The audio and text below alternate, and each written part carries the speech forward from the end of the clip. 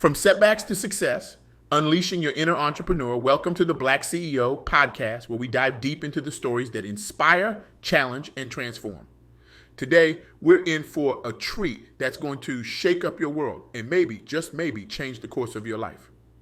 We had the incredible privilege of sitting down with Emmica Spencer, a visionary leader whose insights have the power to revolutionize the way we think about success, faith, and the entrepreneurial spirit. Now, I know what you're thinking. Another motivational talk, been there, done that. But hold on to your seats, because Emmica isn't your run-of-the-mill success guru. She's a force of nature, a beacon of hope in a world that often seems determined to extinguish our dreams. Her work in empowering aspiring entrepreneurs, particularly within the Black community, has created ripples of change that are fast becoming waves. She's not just talking the talk, she's walked the walk, stumbled, got back up, and is now showing others how to navigate the treacherous waters of business and life. So buckle up, folks. We're about to embark on a journey that might just flip your world upside down in the best way possible. Let's kick things off with a question that's probably lurking in the back of your mind right now. Is it too late for me? Have I missed my chance to chase that wild dream, to build that business, to make that impact I've always imagined? Well, I've got news for you. And it's the kind of news that's going to make you sit up straight and pay attention. Are you ready? Here it is. With God, all things are possible. It's never too late to start where you need to get where you're going. Now I can almost hear the collective eye roll. Yeah, right, you're thinking. Easy for you to say. You don't know my circumstances, my challenges, my failures. And you're right, I don't. But let me tell you about someone who faced circumstances that would make most of us want to throw in the towel before we even started. Picture this. It's the late 1800s. The Civil War has ended, but for Black Americans, the battle for equality is far from over. Into this world of limited opportunities and rampant discrimination, a little girl is born. Her name, Sarah Breedlove. Her parents, former slaves. Her prospects?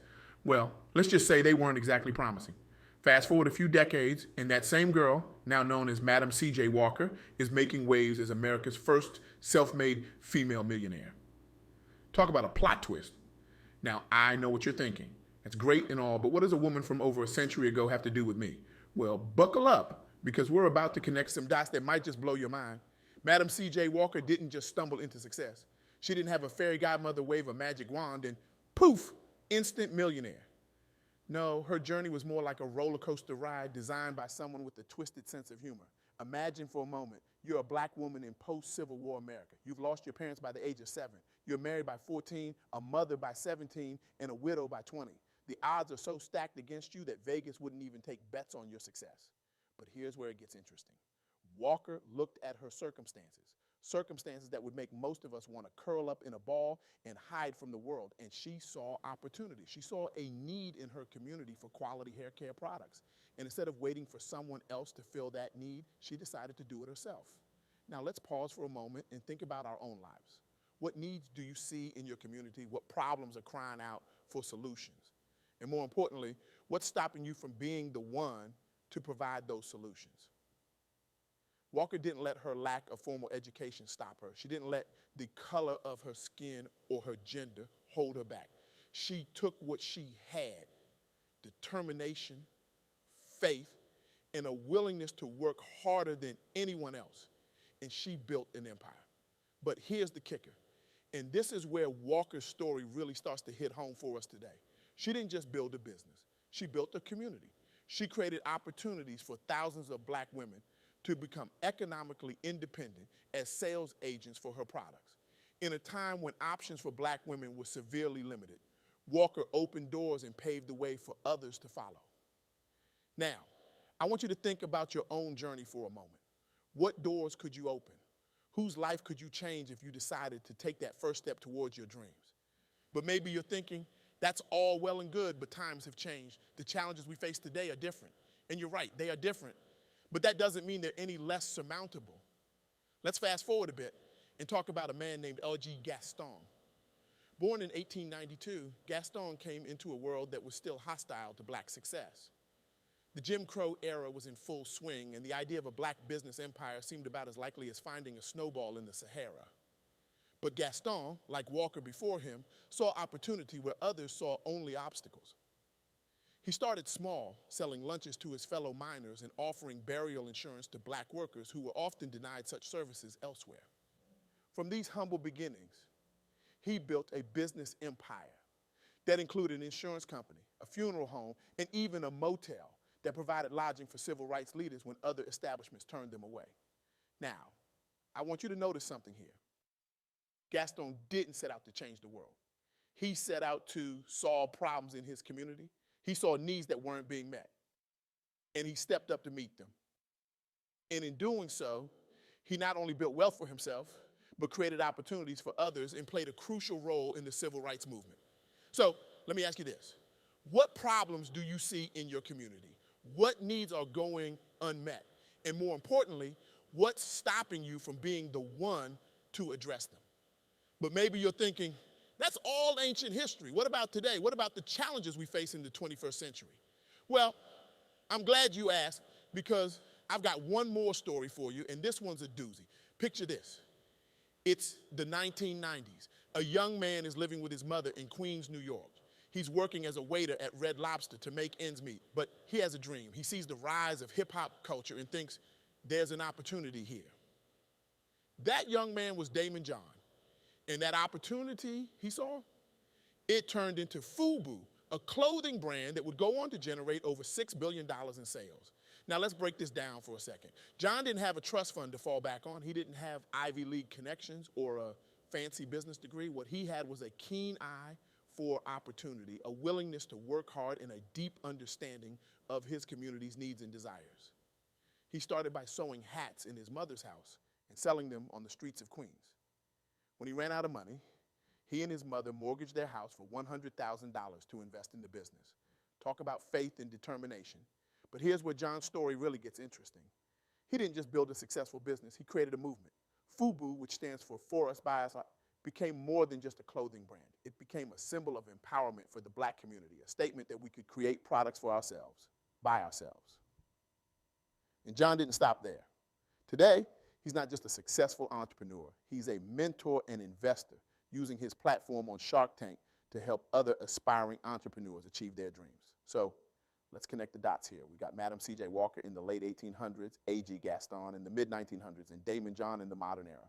Three very different people from three very different times, but with one crucial thing in common. They all started where they were, with what they had to get where they wanted to go. And that, my friends, is the heart of what I want to share with you today. It's never too late to start. It's never too late to chase that dream, to build that business, to make that impact. Now, I can almost hear the objections forming in your mind. But I'm too old, but I don't have the right education, but I don't have enough money, but the market is too competitive. To which I say, so what? Madam C.J. Walker didn't let being born to former slave stop her. A.G. Gaston didn't let Jim Crow laws hold him back. Daymond John didn't let his lack of formal business education keep him from building a global brand. So what's your excuse? Now, don't get me wrong. I'm not saying it's going to be easy. In fact, I can pretty much guarantee it's going to be hard. There will be setbacks, there will be failures, there will be moments when you want to give up. But here's the thing. With God, all things are possible. And when you combine that faith with determination, resilience, and a willingness to learn and adapt, there's no telling what you can achieve. So here's my challenge to you. Right here, right now, I want you to think about that dream you've been putting off. That business idea you've been too scared to pursue. That impact you've been longing to make. Got it? Good. Now, I want you to take one step towards that dream. Just one. Maybe it's researching your market. Maybe it's reaching out to the potential mentor. Maybe it's simply writing down your business plan. Whatever it is, take that step, because here's the truth. The journey of 1,000 miles begins with a single step, and it is never too late to take that step. But I'm not going to lie to you. This journey isn't one you can or should take alone. Remember how Madam C.J. Walker created opportunities for thousands of other black women? Remember how A.G. Gaston's businesses supported his community? Remember how Daymond John is now mentoring other entrepreneurs? That's because true success isn't a solo act. It's a community effort. So as you embark on this journey, I want you to do two things. First, find your tribe, seek out mentors, partners, and supporters who believe in you and your vision.